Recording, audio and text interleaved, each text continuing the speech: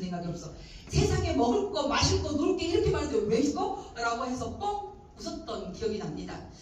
제가 왜 이런 얘기를 하냐면 어떤 부모든 군대라는 곳에 그리고 어떤 직장이라는 곳에서 아이와 부모가 떨어져 있는 관계에서 그런 전화를 받게 되면 그 전에 내 아이의 상황과 사건은 아무것도 모르는 상태에서 무섭고 두렵고 또 하나는 그런 확률이 50% 이상이 있다는 걸 우리는 잘 알고 있습니다. 여러분들 올해부터는 캠프를 부모님과 같이 온다 하니 조금은 편하지만 그럼에도 불구하고 어떤 사고와 사건이 일어나지 않기 위해서 우리는 늘 예방교육을 하지만 나에게 질문을 한번 해보시겠습니까? 나는 과연 충실했는가? 충실할 수 있는 건 내 귀와 내 마음과 내 머리를 열어야 된다는 생각이 들고 오늘의 주제는 청소년에 대한 이해입니다. 분명히 내가 사춘기를 보내고 여성은 여성의 어머니가 되고 남성은 남성이 되기 위한 그 중간에 마치 초등학교 1학년부터 6학년까지 뛸 수 없는 하나의 단계였음에도 불구하고 내가 바라보는 21세기의 2025년에 청소년은 왜 나와 다를까를 고민하는 시간을 가졌으면 좋겠습니다. 오늘 이 PPT나 이 교육에 중점을 두라는 게 아니고요. 그걸 고민을 해야 돼요. 고민하지 않는다는 건 그 상황과 사건이 나에게 있을 때 비겁해지거나 돌아서거나 사건을 크게 만드는 경우들을 보았습니다. 자, 전 이 정도로 썰을 풀고요. 지금부터 시작을 해볼까 합니다.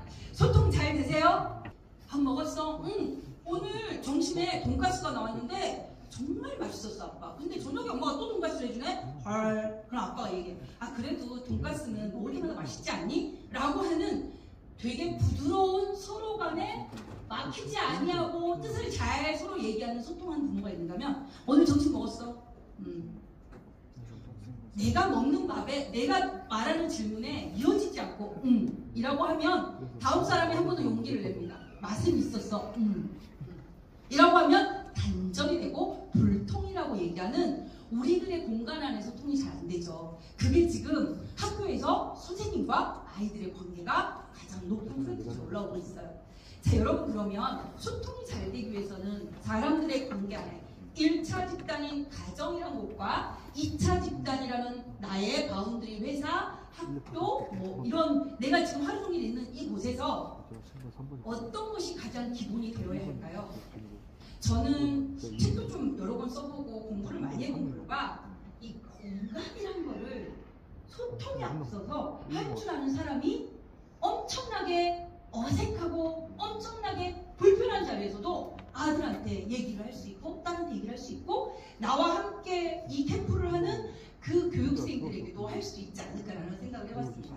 그럼 공감이 뭘까요, 여러분? 공감. 질문하면 안 되는 거예요? 공감은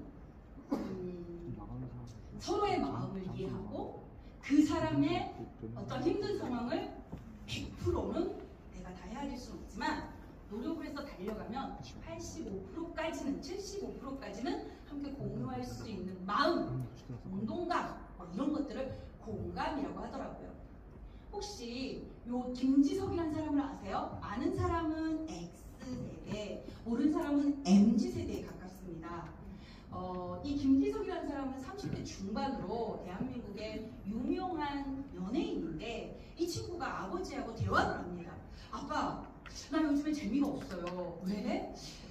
노래를 잘 부는 아이들은 노래를 부르고 춤을 잘 추면 춤을 춰야 되는데 노래 잘 부는 아이가 연예인하고 춤 잘 추는 아이가 연예인을 하니 연예인밖에 하지 못하니 연기밖에 하지 못하니 나는 갈 데가 없어요. 다시 얘기해서 나이 먹으니 나를 불러줄 곳이 없어요 라고 얘기를 합니다. 그럴 때 이 아버지가 아이에게 질문을 합니다.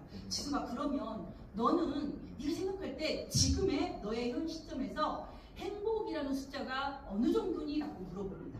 그랬더니 아들이 80점이라고 얘기를 합니다. 20점이 모자라서 아버지하고 대화를 한 거죠. 보통 대한민국에서 주입식 교육과 아무리 세대가 변했어도 지금 이 교육에 앉아있는 여러분들은 부모님한테